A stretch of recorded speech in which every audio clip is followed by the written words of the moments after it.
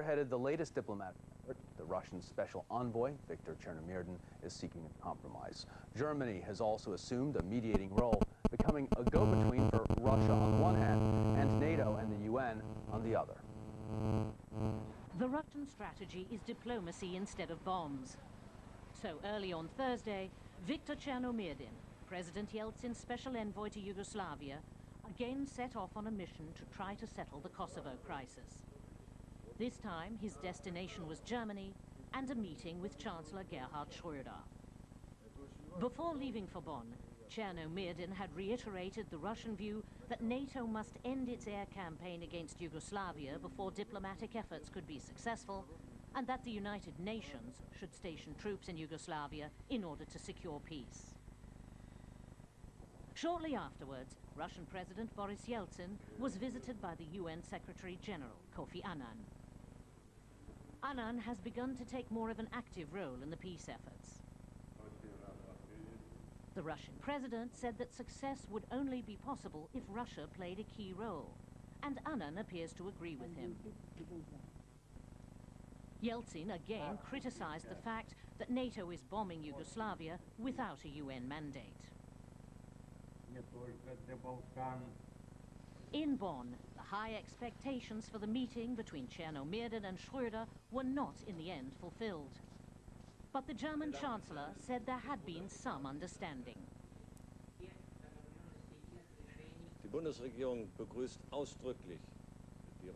The German government expressly welcomes Russia's attempts to find a political solution to the conflict in Kosovo, and also that Russia has reinforced its diplomatic and political endeavors by appointing Mr. Chernomyrdin.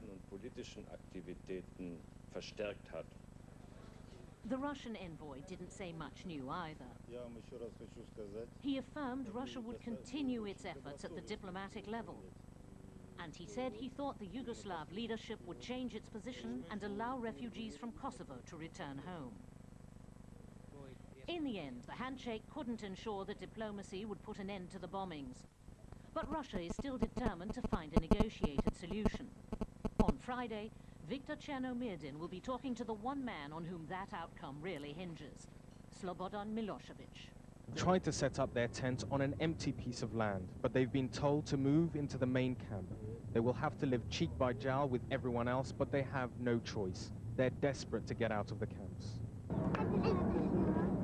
People try as best they can to keep their dignity in such conditions. But there is no escaping the monotonous daily rhythms of life in camps like Stenkovac. The refugees must queue up for hours to collect their food handouts. Like many children, Quitessa waits at the food distribution points every day. With her father, Jamal, an engineer who used to work in Switzerland, she helps carry the basic ration of things like bread, milk and tinned fish to the rest of her family. Increasingly, people are finding it hard to cope with the situation. So bad is the overcrowding that there are fears that hygiene and security in the camps may break down.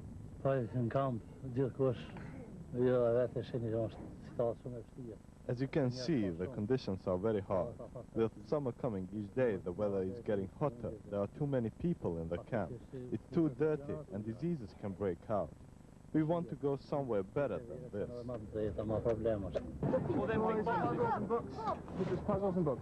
British soldiers played a central role in organizing the Stenkovac camp, and they had responsibility for maintaining security. Today, they help distribute toys to refugee children. Such things have allowed them to win the trust of people here. There was nothing for them to do except wander around and be just vacant expressions on their faces. Now, when they've got some toys, they have a little bit of life. But security is now in the hands of the Macedonian army, and that's got many refugees feeling nervous. They say the Macedonian army is not sympathetic to them. This man came all the way from Switzerland to rescue his young daughter. He didn't have the right papers to take her away. He was given just 5 minutes with her. He gave a family some money to help look after his daughter. Our police is not trained to cope with the refugees. We had 180,000 refugees here, and it's the number is saying itself about our hospitality here. The situation is now critical, and if a dangerous deterioration is to be avoided, European countries are going to have to accept their fair share of refugees. Otherwise, Macedonia is just not going to be able to cope. Ragi Omar, BBC News, Stenkovac Camp, Macedonia. خطأ يوم الثلاثاء الماضي كما سمعت انفجارات اليوم خلال تشييع 9 من الضحايا الذين سحبوا حتى الآن من بين الأنقاض. وكانت المقاتلات الأطلسية قد شنت الليلة الماضية أعنف هجوم على مواقع في جمهورية الجبل الأسود شملت منشآت عسكرية في العاصمة بودغوريتسا. كما قصفت الطائرات 4 جسور على نهر الدانوب ودمرت جسرا قديما قرب نوفي ساد الصربية، حيث أدى القصف إلى اشتعال النيران في مصفاة النفط فيها. وقصفت أيضا مركز إرسال تلفزيوني وتجمعا عسكريا كبيرا قرب بلغراد ومواقع في بريشتينا. أما نائب رئيس الوزراء اليوغوسلافي المقال فود دراسكوفيتش فنفى أن تكون إقالته abhalten, weil jetzt irgendwo in einem Krieg ist, weil irgendwo, keine Ahnung, ob er noch lebt oder nicht. Man hat das Gefühl gehabt, er sieht da in der Schweiz eine Zukunft. Er ist von Anfang an in die Schule, hat sich bemüht, Deutsch zu lernen, auch gegenüber euch. Haben Sie das Gefühl, er könnte bei der Befreiungsarmee sein, bei der UÇK? A mendon se ca multe da mergi cu năciucă. Ja, das ist normal. Möglich. Was meinen Sie? Also ich denke auch, ja. Es bleibt ja nichts anderes. Es sind ja alle im UÇK. Es ist ja die Armee, wo Frauen, Kinder und Bevölkerung schützt. Das hat ja jeder Staat.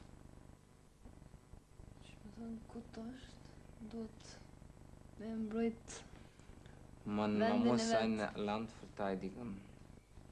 Und jeder muss es tun. Das ist die Meinung von meiner Frau, wenn sie überhaupt sein Bruder lebt. Bedredins Schwager lebt. Im Kosovo finden wir seine Spur. Er konnte nach der Ausschaffung nicht zu seinen Eltern nach Hause. Es gibt kein Zuhause mehr. Das Dorf ist zerstört, alle Einwohner sind geflüchtet. Er lebt jetzt bei Verwandten. Wir wollen ihm Grüße und Geld aus der Schweiz bringen. Doch der Weg zu ihm führt durch Kampfgebiet, er ist uns versperrt. Unser Übersetzer telefoniert mit seinem Onkel. Hier ist es gefährlich, sagt der Onkel. Hier traut sich keiner mehr aus dem Haus, mein Neffe schon gar nicht. Die Zeiten sind nicht gut für Spazierfahrten. Doch wenn sich das je wieder ändert, seid ihr willkommen. Willkommener jedenfalls, als mein Neffe in der Schweiz war.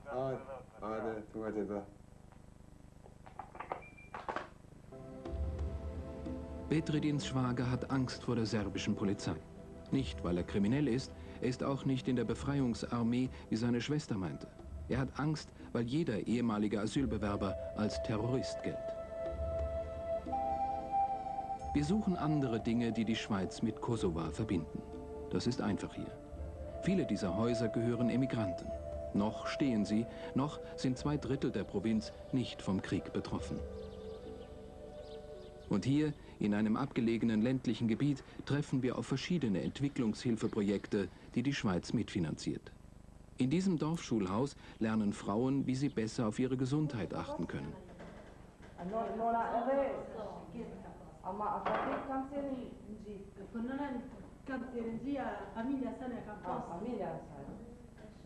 Das ist Iqbale, Lehrerin, eine der aktivsten in der Frauengruppe. Sie nimmt uns mit zu ihrer Arbeit. Alles sieht normal aus. Doch das ist keine normale Schule wie bei uns. Vor 9 Jahren wollte die serbische Regierung die albanischen Schulkinder zwingen, serbischen Unterricht zu besuchen. Die Albaner verweigerten dies, organisierten sich selbst. Die serbischen Lehrer werden vom Staat bezahlt wie früher auch. Iqbale, wie alle albanischen Lehrkräfte, erhält ihren Lohn aus privaten Spenden, vor allem von Emigranten aus dem Westen. Die modernen Geräte, mit denen Iqbale arbeitet, wurden auch mit Schweizer Entwicklungshilfegeldern bezahlt. Sie werden von albanischen und serbischen Lehrern benutzt. Das Geld aus der Schweiz hilft den Kindern zu lernen, es hilft aber nicht, grundlegende Ungerechtigkeiten zu beseitigen. Jeder weiß, dass alle Albaner in Kosovo aus politischen Gründen ihre Arbeit verloren haben und trotzdem unsere inoffizielle Regierung und ihre Institutionen finanziell unterstützen.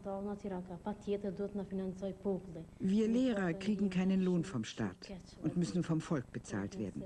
Das ist eine Situation, die unfair und unbefriedigend ist. Unfair und unbefriedigend ist das Leben, das Iqbale und ihre Familie führen müssen. Noch sind sie nicht direkt betroffen vom Krieg, aber sie sind, wie alle Albaner, Opfer der langjährigen Repression der serbischen Regierung. Seit der Provinz Kosova 1989 die Autonomie aberkannt wurde, verloren die Albaner hier fast alle politischen, sozialen und kulturellen Rechte. Nur die Selbstversorgung erhält die Familie am Leben, denn die einzige, die verdient, ist Iqbale. Und der kleine Lehrerlohn aus den Spenden der Emigranten beträgt nur knappe 100 Franken im Monat. Der Vater, ursprünglich Mechaniker, hat wie viele Albaner, die Staatsangestellte waren, vor 9 Jahren seine Arbeit verloren. Eigentlich wäre die Feldarbeit nur Sache der Mutter. Doch auch der jüngere Bruder hat, wie die meisten jungen Albaner, nie Arbeit gefunden und konnte aus politischen Gründen nicht studieren. Der ältere Bruder musste das Land verlassen. Er floh in die Schweiz, ist Asylbewerber.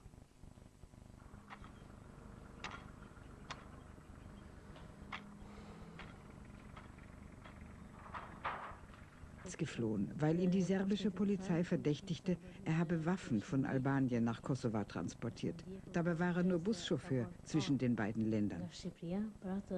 Er musste fliehen. Er wäre hier in großer Gefahr gewesen. Man verlässt die Familie und das Zuhause nicht so einfach. Bei uns sagt man, ein Albaner bleibt nur in der Heimat er selbst. Der Blick aus der Schweiz auf die Bilder von zu Hause schmerzt. Hier hatten Baschkim und seine Frau kurz vor der Flucht geheiratet.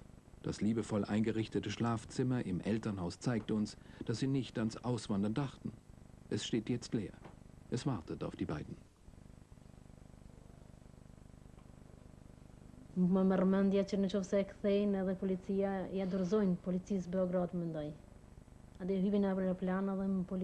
mein Bruder die Schweiz verlassen müsste und nach Belgrad ausgeschafft würde, würde er sofort verhaftet und hier zur lokalen Polizeistation gebracht. Was dann passieren würde, ist klar. Dass die Serben hier die Albaner foltern, weiß jeder.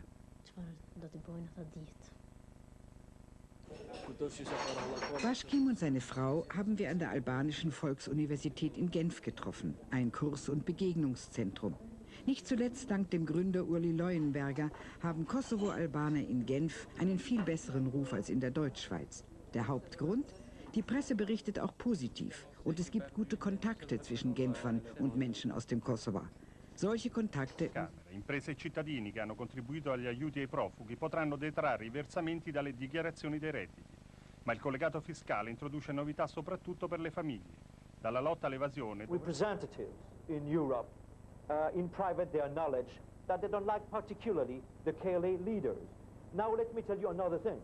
When you talk to President Chirac or other people of the government in private, because publicly we don't say this kind of things, but everybody acknowledges after this NATO summit where everybody has been talking, and it seems, according to what I heard, that only British Prime Minister Blair was the only one to say we should send ground troops as soon as possible.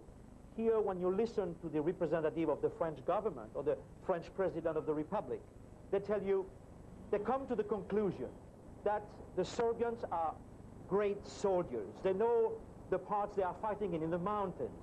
And what everybody is scared of is that if we send soldiers with not a real experience of this kind of fight in the mountains, we are going to get terrible losses. So that's what I was saying previously, Nobody, it seems to me that nobody wants to die for Kosovo sending ground troops. I don't mean things are not going to change in the future, but right now, it is the very position of the French government. Understood. I just very quickly want to go around all of our contributors today and find out where they think it's going to go. Frederick Forsyth, given that if one believes what one could believe, there was never a plan B, it was never thought through, and given the pugnacious quality of what Tony Blair has been saying over the past couple of days, it is heading towards some form of a ground war, some form of support for the KLA? Well, I don't see how it can be. I mean, we just heard Mr. Malard saying the French government is absolutely adamantly opposed to any form of use of ground troops at all, whether ours or Kosovans. In which case, France should never have entered this conflict in the first place. I don't recognize President Chirac as a great warrior. I don't think he knows the first thing about fighting. And if they weren't prepared to recognize the realities that you can't win wars from 30,000 feet, they shouldn't have declared war. Could NATO survive it, Tim? If it went in with a ground campaign, I think it would be a difficult military operation, and I understand all the reasons why people are shying away from it. But if you're going to pursue this to its logical conclusion, there has to be a ground element to it. Christian Millard, very briefly in a couple of seconds in Paris, in your opinion, could NATO survive? Could NATO's reputation survive if it armed the KLA? It's difficult to say, but once more, I have heard so many leaders from NATO saying there is no way we are going to arm KLA, there is no way we are going to fight for the independence. I don't know what to tell you. Maybe they will change their mind in the past if they realize that Milosevic is still in power in a few months from now. So I don't mean everything cannot change. It might change. But right now, I don't see any kind of help for arms or independence. Understood, thank you. Mr. Saliu, in Zurich, you are not going to be armed at the moment. Presumably, therefore, you carry on fighting, and you carry on fighting to win. Very briefly, please. Yes, we have started to fight to save our lives, and we have to go on. But I would like to say that the only solution and the only way to stop the genocide against the Albanians is KLA to be armed and to be ready to protect their lives, the lives of civilians. And there is no other way to solve the problems. And the best way is that because NATO has done a lot of job, and we are thankful to the NATO, but why to come a Frenchman or Englishman to die into Kosovo Mr. when Saliu, the I really Albanians am are going to ready have to to stop fight? you there. I apologize, but I am going to have to stop you. That is, as you've probably guessed, all we have. Métallurgique. Nous pénétrons dans l'unique hôpital militaire d'Albanie, jusqu'alors interdit aux journalistes. Car ici, on soigne désormais les blessés graves de la guerre, les soldats de l'UÇK, l'armée de libération du Kosovo. Ils sont plus d'une centaine hospitalisés là. Au détour d'un couloir, soudain, la cruauté de cette guerre devient une terrible réalité. Ils sont très jeunes, 20 ans en moyenne, criblés de balles ou d'éclats d'obus. Leur simple kalachnikov n'a pas fait le poids face à l'armée serbe. Un médecin allemand est là pour transférer dans son pays les blessés les plus graves. 6 ont besoin d'une opération urgente, impossible à réaliser ici. Ce patient a une balle coincée dans la trachée. Cela nécessite une opération très délicate qui n'est possible qu'avec un matériel sophistiqué. Chaque jour, de nouveaux blessés arrivent du front, sans cesse plus nombreux. Les acteurs d'une guerre très inégale. Les Serbes nous ont attaqués à l'artillerie lourde. Ils avaient plein de chars. Dans ma section, il y a eu 4 morts et 5 blessés. Ce soldat vient de retrouver sa femme et ses enfants qu'il n'avait pas vus depuis 1 mois. Cette fois, leur père est vivant. Mais cette femme sait qu'il repartira se battre et l'inquiétude la dévore déjà. Mon mari, c'est ma gloire. Dans chaque chambre, de nouvelles douleurs. Cette femme de 32 ans est une combattante de l'UÇK. Elle a reçu des éclats d'obus dans l'épaule et une balle dans la jambe. J'ai le cœur lourd en pensant à mes camarades blessés qui, eux, sont restés dans les forêts du Kosovo.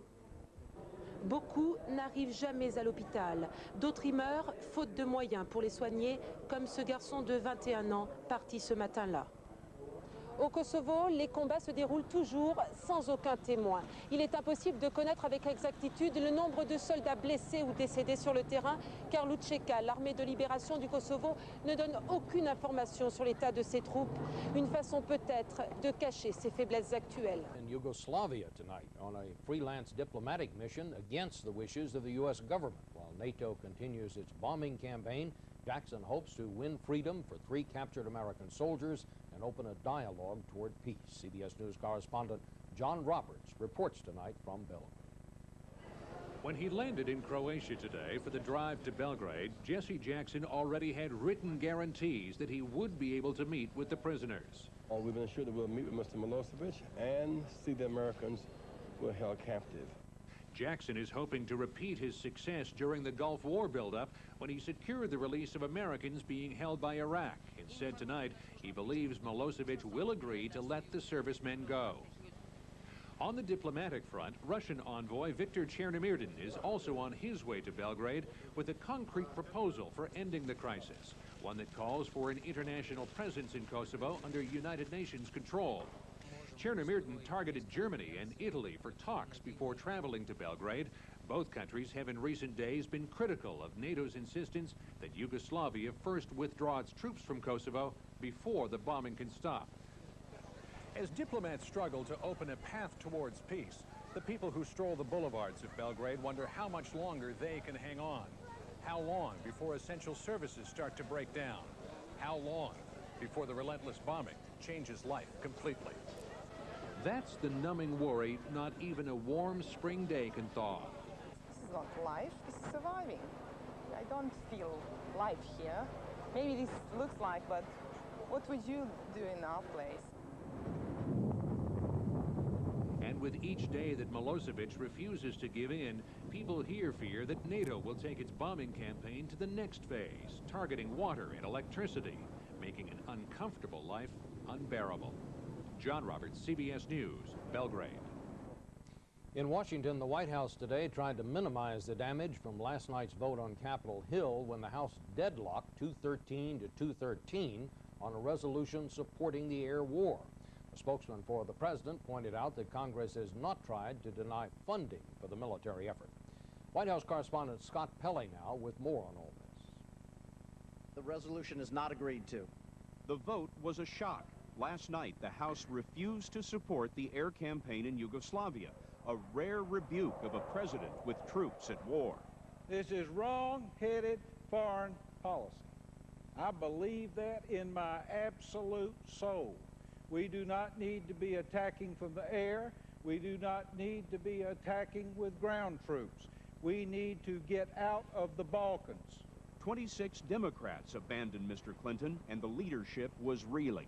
Yesterday was a low moment in American foreign policy and the history of this institution. Mr. Clinton said nothing today, but the administration was anxious that Milosevic not see America divided. To hear the stories of young men being rounded up, lined up with their hands behind their heads, on their knees with a bullet put in the back of their brains, I think that will solidify the American support for what we are seeking to achieve. The Senate may vote on the war next week. The White House is pressing for a strong repudiation of the House vote. But in the end, officials here say the president is fully prepared to prosecute this war for months, with or without the Congress. Scott Pelley, CBS News, the White House. The U.S. Air Force is sending 10 more B-52 bombers to Europe to join the air war. Pentagon officials say they'll be aiming at Serb troop concentrations with so-called unguided dumb bombs. NATO admits today it was an Allied missile that strayed from its course last night and hit the capital of Bulgaria, 40 miles from the Serbian border. It wrecked a suburban house, but no one was hurt. Still ahead on tonight's CBS. There seems to be a never-ending supply of people in these camps. 1,000 leave, 3,000 more take their place. There are the usual problems here: lost children, some for hours, others for weeks. Finding the whereabouts of relatives is a top priority. Each day, lists of family names are posted. The camps are not just full, but bulging at the seams. Designed for 20,000, they currently hold more than 30. On these buses, another 4,600 are bound for the Kurgani camp. They have just come across the border from Kosovo. This newly constructed camp was supposed to open 3 weeks ago. That slipped to this Friday, but a day before it opens officially, it is already filled. We feel that under plastic, inside a tent, with access to some basic services, is a hell of a lot better than standing at the border. As the tents are put up, they are filled. This man carried his grandmother to the new family home, a canvas tent provided by the British government. The journey over reality of their situation sets in. Not a pretty sight. They beaten our males, my father, everything. They burned over 30 houses. It is a small village. German soldiers assigned by NATO to assist the humanitarian effort are putting up tents and fixing the water supply. Even a three-star general in the German army is shocked by what he sees. That's what you can see here. This is a visible part of the disaster, of the humanitarian disaster. The other part is on the other side of the mountain, and you can't see really what's going on there. It's a disaster. It's simply a disaster. These people were fleeing one disaster only to fall to another. They were injured by a landmine explosion as they crossed the border into Macedonia. More military force is being supplied by NATO. British tanks are being driven into Macedonia from Greece. They are here only to keep the peace when it comes for Kosovo. For these people, forced from their homes, ordered out of their country, peace seems a long way away. They are now forced to adapt to a new way of life under a piece of canvas. Tom Intier, CNN. It's true here. For the fourth time since the campaign began, Britain has announced an increase in its commitment to the air war. 4 more Harriers and 4 more Tornadoes will join the hundreds of aircraft already operating in the conflict. On a morale-boosting visit to HMS Invincible in the Adriatic, the Defence Secretary admitted he was buoyed by the news that splits were appearing not only within President Milosevic's government, but also within his army. But he stressed there'd be no easing down of the campaign. We believe that air attacks, both in Kosovo and in the wider Yugoslavia, are diminishing and weakening the military force that is causing the violence inside Kosovo. We chose that as a deliberate matter of policy, and you can see here the complexity of the packages that are involved both in air defence and in ground attack. That is having a powerful effect inside Yugoslavia, and I believe it will change Milosevic's mind. Tomorrow, Mr. Robertson will head for Albania for meetings with government ministers and military advisors. Later, he'll see for himself the problems faced by refugees who fled their homes in Kosovo. 365,000 are in the country, living in makeshift homes.